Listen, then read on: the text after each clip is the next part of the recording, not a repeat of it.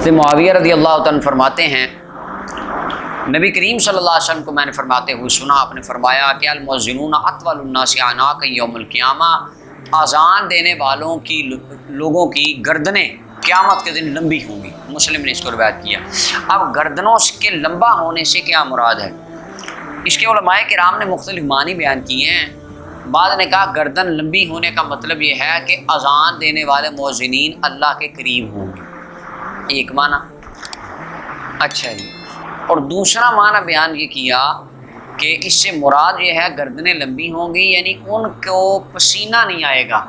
جس طرح حدیث میں آتا ہے نا، قیامت کے دن ہر بندے اپنے اعمال کے برابر پسینے میں ڈوبے ہوں گے، کوئی اپنے ٹخنوں تک، کوئی گھٹنوں تک، کوئی ناف تک، کوئی حلق تک، اور کوئی اپنے پسینے میں غوطے کھا رہا ہو، ہے کہ نہیں؟ صالحین میں ہم نے اس کے اوپر بات کی تھی۔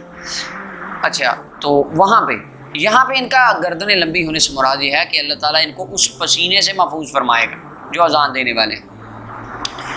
دوسرا معنی یہ ہے کہ اہل عرب جو بندہ سردار ہوتا تھا نا، اس کو کہتے تھے بھائی اس کی گردن بڑی لمبی ہے، لمبی گردن والا ہے۔ جس طرح ہمارے ایک پنجابی میں وہ تو خیر غلط جملہ بولا جاتا ہے، متکبر کے لیے کہا جاتا ہے کہ اس کی گردن میں سریا ہے، ایسے ہی ہے کہا جاتا ہے، یہ تو غلط ہے۔ تو مراد اسے فخر ہی ہے، تکبر ہے۔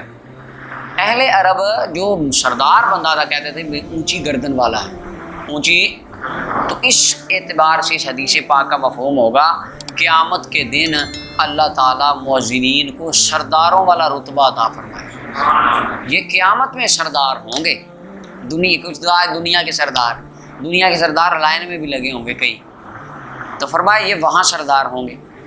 بعض نے کہا کہ طول اطول الناس اعناقا، لمبی گردنیں، اس کا مطلب کنایا ہے عن الفرح وعلو الدرجہ۔ ایک تو ان پہ غم نہیں آئے گا، یہ خوش ہوں گے، اور دوسرا لمبی گردنیں اللہ قیامت کے دن ان کو اونچے درجات عطا فرمائے گا، یہ مطلب ہے۔